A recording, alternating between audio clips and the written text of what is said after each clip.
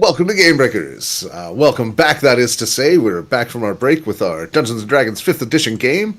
The side quest to the Tomb of Annihilation. You've missed... If you don't know what those words mean in that order, hit the VODs. You'll catch it. We are in media res mid-fight as potentially fight. Maybe it's a negotiation. Who knows? It's D&D. Anything could happen. Three Arcanoloths, identical time duplicates of each other, are closing in on the group. It is the wizard Chippy. I had called the top of the round, but we had a ready to action that interfered. Chippy, what do you do? All right. So, since I don't have as high intelligence as my character, my clumsy attempts to use Pythagorean theorem to figure out exactly how far 50 feet will take me on a diagonal tells me I get to go up 30 feet and over 40 feet for a total of 50 along the hypotenuse, which puts me almost next to Alex. The move is 50 on the broom. Then I will locate myself there.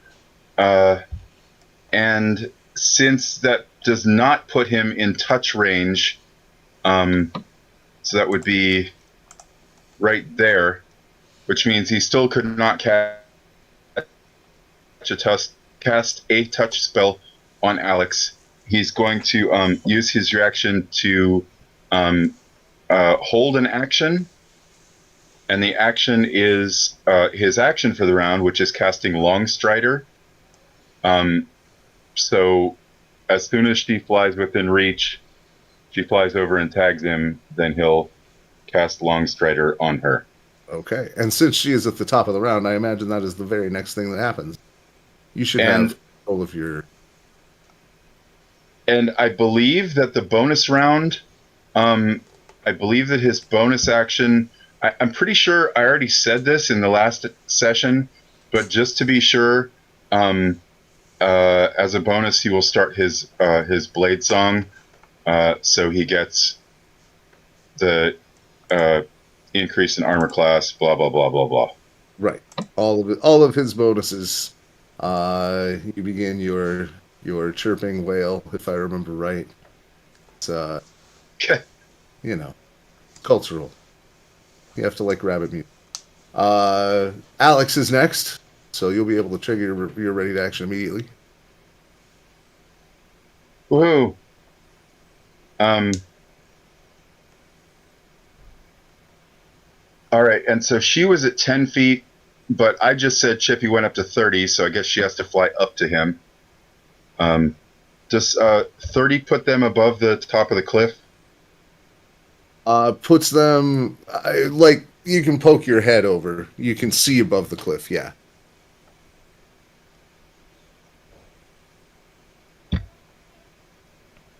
So that means she'll need to move 15 over and straight up 20. Okay, my math skills are sucking right now. What do you want to call that for her to go 20 feet up and 15 feet over? All at 20. 20 total feet of movement. All right, so... Actually, 25. With 20 up, 50, yeah. 25, so she is now slapping Chippy high five. Okay. And she's at the same height, which gives her still 5 feet of movement, but at the moment I don't think she's... Okay, so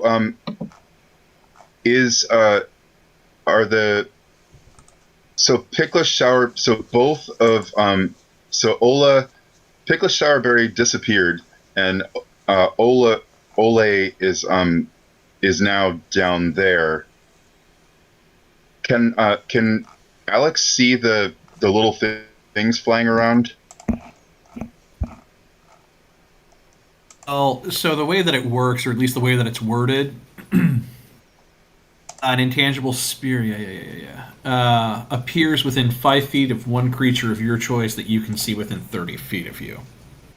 And And dude's a little further than 30 feet at this point. and you chose yourself when you said it. Well, it's creature within 5 feet of you. It explodes at the end of the turn, so no. Oh, Yeah. Until your rage ends, you can use this effect again, summoning another spirit on each of your turns as a bonus action. oh, nice. So for the time being, we'll say I haven't summoned this creature because, Okay, yeah. Sorry for the confusion. so the one that was yeah. So there's not one. It was a collective dream we all had for a moment that there might be a flying thing somewhere. Okay. Um, so so Alex had perceived the sound up here um, at this new elevation of 30 feet. Do you want her to do a perception check to see if she can make visual contact looking to the northwest there? There's you could spend an action scanning around, but there's been no new input to get any sort of reflex. But glancing over there, he's not immediately visible. No, But Chippy would be saying, "Yeah, he's that way." yeah, you heard a sound in this neighborhood, and it does comport with the direction. By the way, now that you've shifted, you can tell that the one in the southeast obviously is not where the illusion is, um, uh, but you're getting a reading there. Oh, so there's a southeast reading that's not the illusion. Yes, It's a different one. Okay. yeah, You have 3 contacts, I think. Is that correct? yes, Just double checking. yeah. Three Three contacts contacts plus on the that, illusion. and there is an illusion that is not on your locate creature. But would you like Alex to take an action to try and perceive anything? Uh, yeah, All right, she might as well. go ahead and make perception at disadvantage. I was trying to figure out how to get her advantage, but uh, yeah, I don't know how to do that. All right. Still, not bad. So you can see that right in this space, there is some grass not moving with the wind the way it should. And there's clearly that is the space with the fox demon.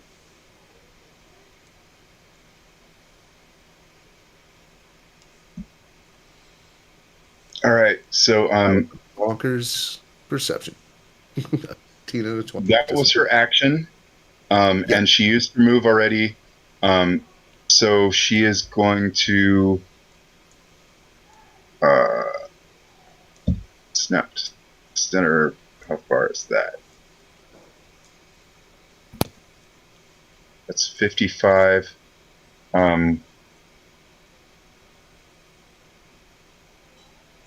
So she had 5 feet left.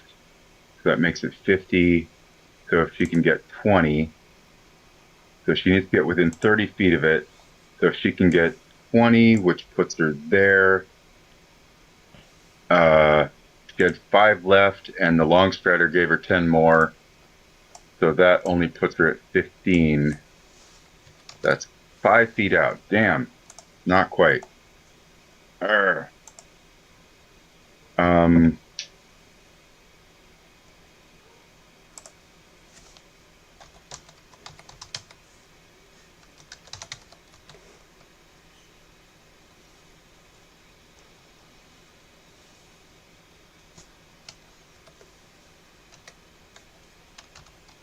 All right.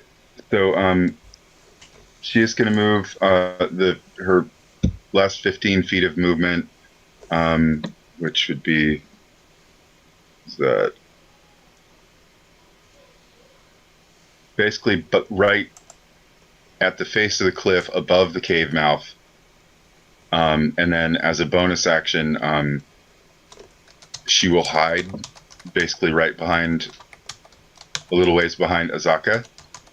As a bonus action, she can hide.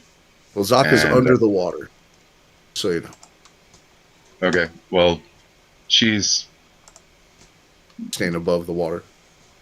yeah, she's just on the edge of the water, behind the lip of the stream.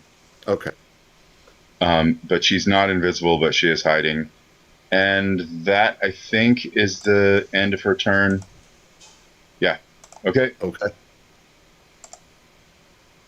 Fox and Roken, you do have a target.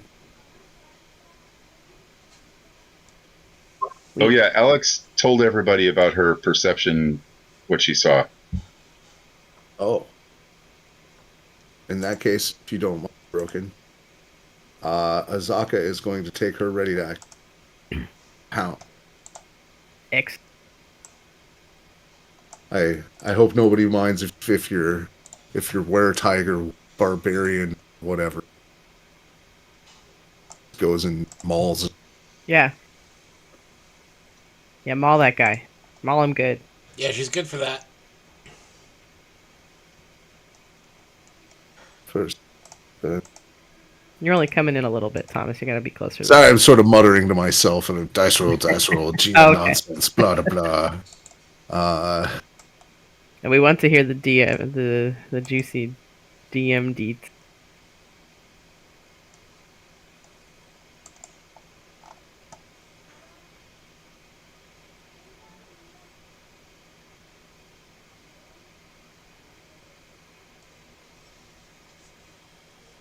Oh, and I will roll 3d3s.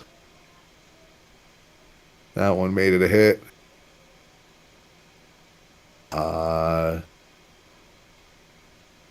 Okay. Actually, does that happen?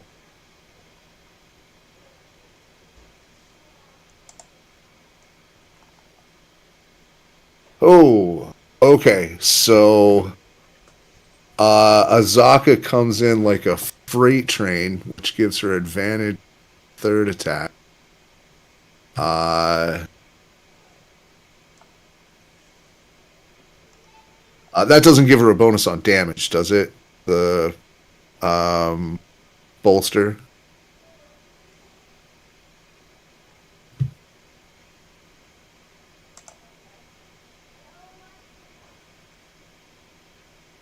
I'm not familiar with it, so I couldn't tell you. I'm gonna assume.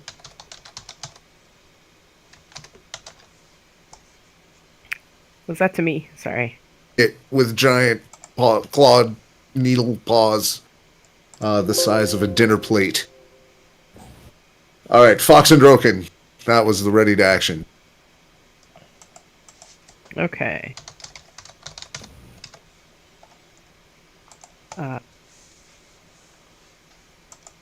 Yeah, totally in range.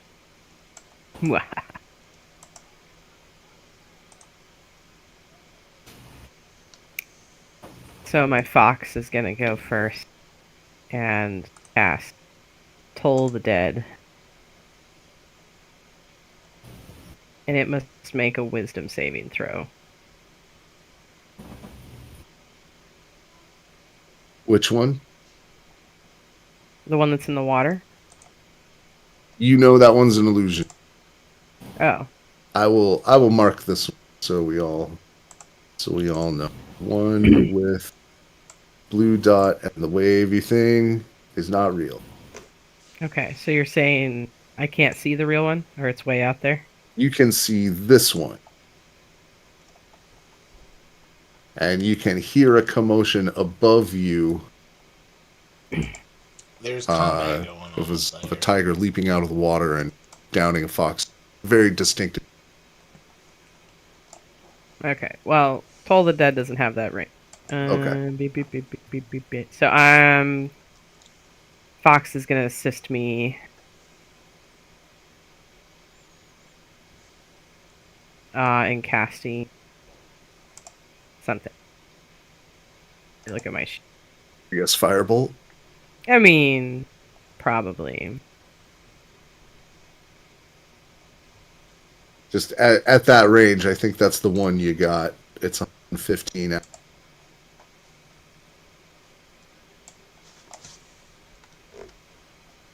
Okay, so I'm going to use firebolt. Pew, Okay. pew.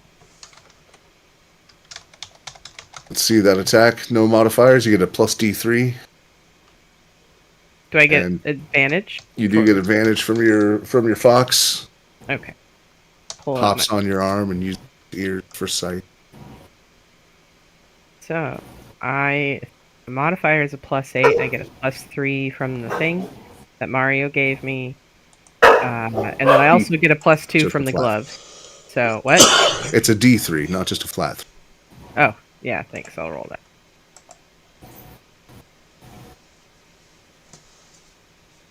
Three. Ah.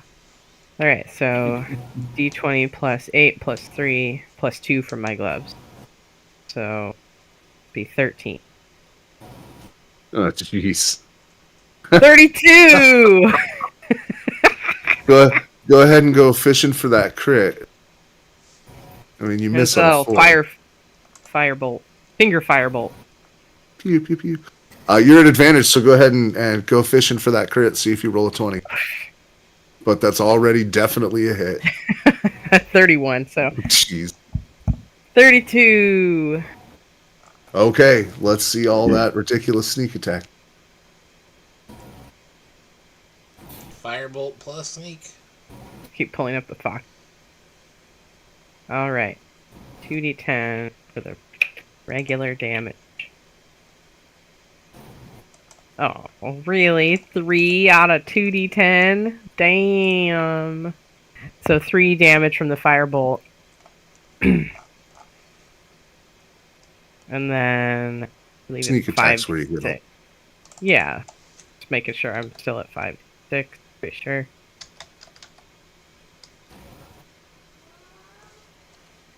Yeah.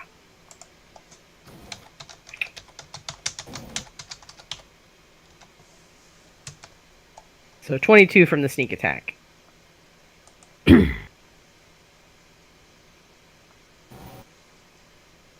Okay. Again, you see some of the fire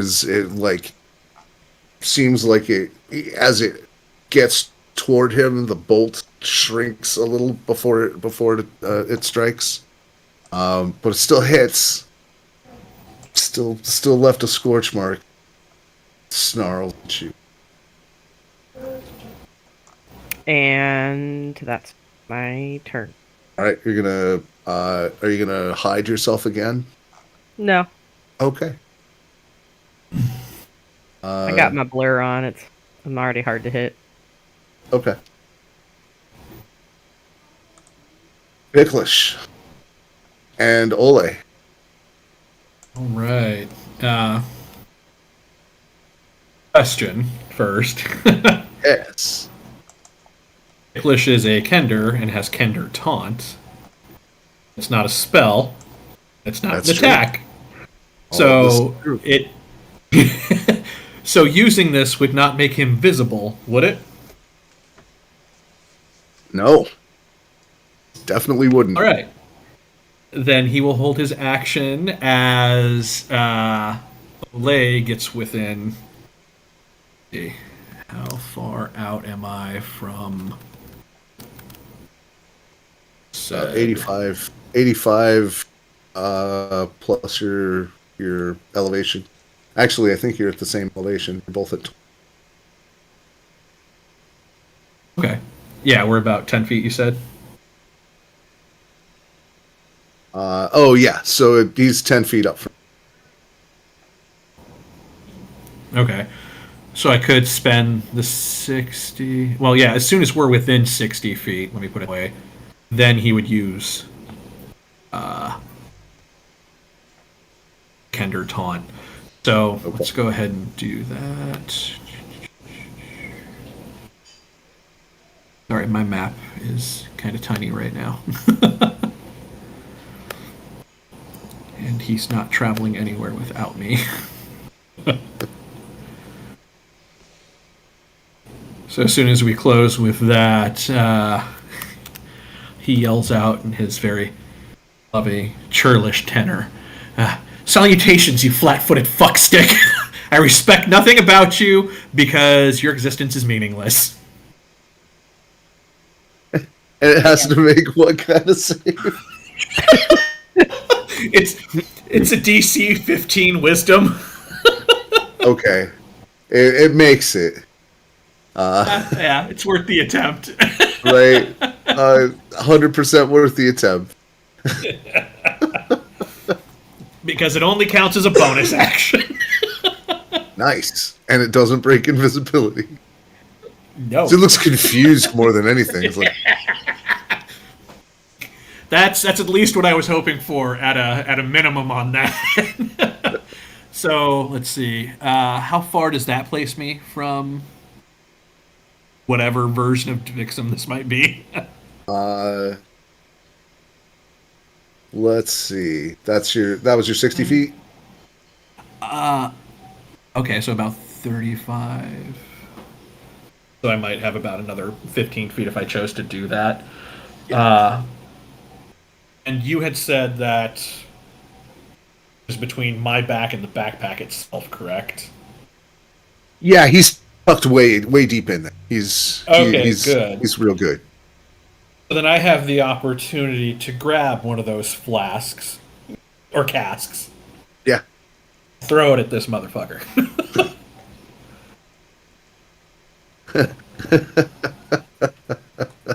Yeah.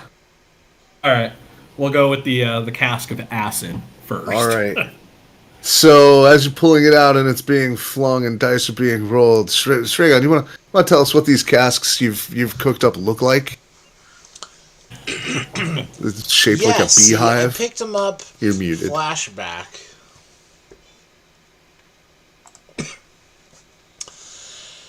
As we look at this cask, there's this momentary flashback to where, like, Gom's sitting, like, at a port, and it has all these flying ships parked down, and he's looking down at these, like, loaded ammunition, and he's like, I can throw one of these. He picks it up. And what you see is essentially like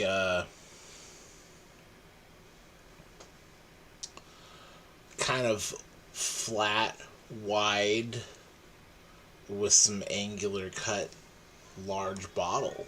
Instead of like what would be your single flask, this is like your gallon milk jug size. Your Culligan water dispenser of And has its, that swirling fluid inside, just waiting for access to air. beeswax stop. Nope, no stop. There's no stopper on this. It's entirely sealed. It's meant to break. That's how it's used. They're typically used by spelljammers loaded into their siege weaponry slots and fired. So is there what's your attack? Or is it just a save? What do we do here? Oh well, I don't know because I imagine that I'm rolling to hit him with this cask. Yeah, you make like a strength attack, right? Strength weapon throwing. Well, if you got some. Yeah, I can't. others. Even with the plus one, oh no, wait, sorry, it's a D3. But it is a strength attack, so it's totally eligible for your barbarian bonus. Oh shit, yeah, okay. I've been off on that then. So 12 plus 2 is 14. Oh, wait, 12 plus 2, yeah, 14 plus 3, 17. Did you remember Ubtau's plus 3? Oh, I did not. That's on Or was save. it- Oh, that's only Oh. on a save. Okay. Damn it. No, plus proficiency. I always forget that one. Oh, yeah, no, then I totally, I think with 19. That's a hit. Okay, my math had been way off. So as an improvised Thank you. weapon, it's like a D4 plus your strength because like you hit them with it, but they break on impact. 4 plus strength, so on man. 4. So, right, and you get your strength mod, right? Oh, On plus your 3. die Okay, 4, so die 7. 4 plus strength. But Okay. I'll Yeah, drop I feel a little it better about that 7 now. right here. So it's I threw the acid one first. oh, the Sorry. acid one. Acid. Okay. Acid. Yeah. So Oh. it's 6 die 6 acid. Whew.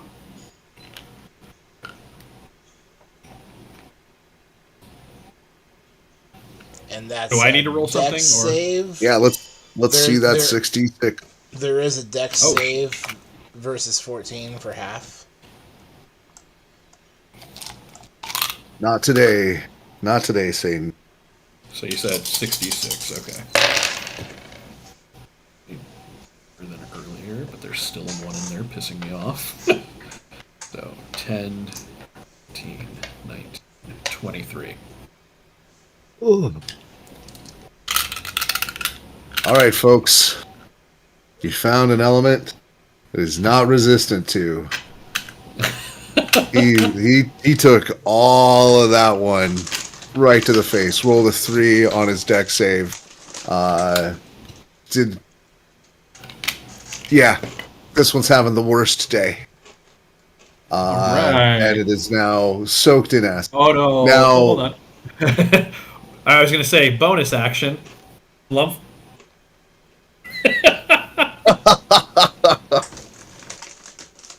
Bonus action at the end of my turn. So at the end of my turn. Do you only have the one attack in a round if you take the attack action? Oh, I get another attack. Yeah, you do. So I could throw something. I could throw Picklish. I did give you one of each of these. One of each type. Okay. So yeah, I have the flump there waiting. There's also the alchemist fire ammo. Yeah, the only reason I thought of not throwing that yet is because I like the idea of the acid doing its job. It's just a damage though. It doesn't have any more. No after effects. Supposed to do a secondary. It has no. Boy. Oh, okay. Spiders. So this doesn't stick around. Okay, then I may as well throw the alchemist. I was going to ask too. Sometimes it does, sometimes it doesn't. It's acid. The fire does.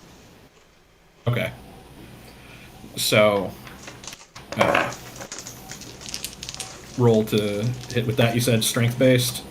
Mm-hmm. I may not end up hitting with this one. And also reckless could happen. You know, all your barbarian shenanigans. Okay, well then that's better than the 9 I just rolled. 14 plus 4. Yeah. Okay, I end up hitting 14 plus That's strength 20. plus. Yeah, that's at least a 20. Yeah. And your fire So is 3d10 fire. Save for half. It's Dex 14 for half. All right, he makes this one. And it is a 15-foot 3d10. area because the secondary is anything that fails is now on fire. Like Yep. taking the alchemist 1d4 fire per turn. Yeah. and so that's a D4 for the improvised weapon.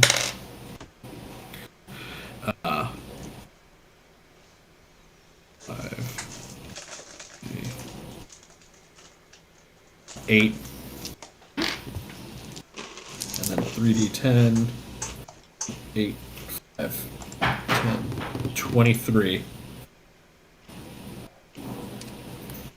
All right. It knocks it hits the cask, deflecting most of it away from itself, but it still catches an amount of splash as the fire erupts around it on the ground that had just been doused in acid. I'm just going to go ahead and say a 10-foot cloud of poison erupts, a poisonous fog erupts out of a burning of the acid. I mean, been a while since I was in chemistry class, but I know that you don't do that.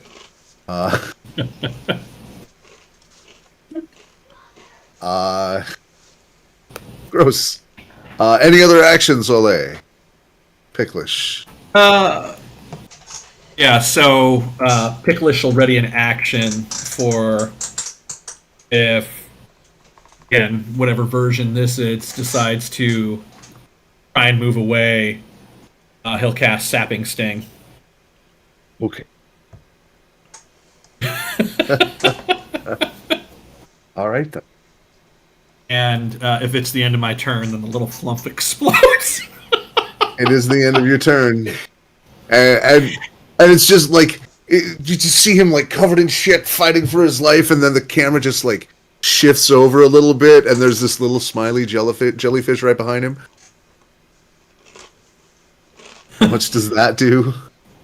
Each creature 5 feet, dexterity saving throw, or 1d6 force damage. He gets a dex save. He fails his dex save. He takes 2 damage. I'm not good with the d6s tonight. Wow. What kind of damage is that? Force damage. Force. Okay. Takes the full 2. I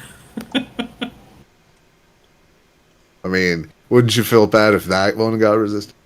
All right, and with the wet popping sound, we flash the camera up to the top of the waterfall.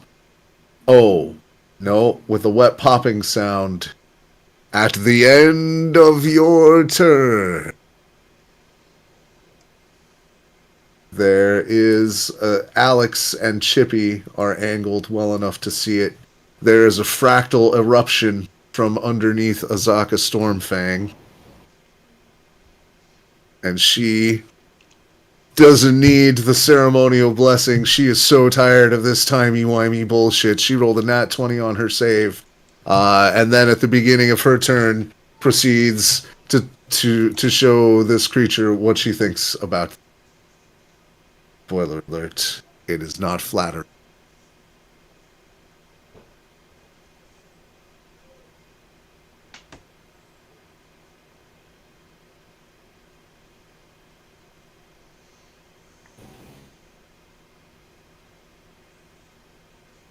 Good.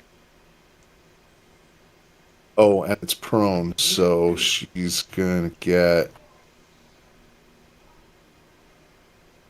roll. Oh no, they were rolled with victory. So it manages to like get its staff up like under her chin to keep the bite from literally taking chunks of its face away. But the claws are just going nuts in its midsection. Just full kick, like kitty cat kick claw, but from a kitty cat the size of a horse.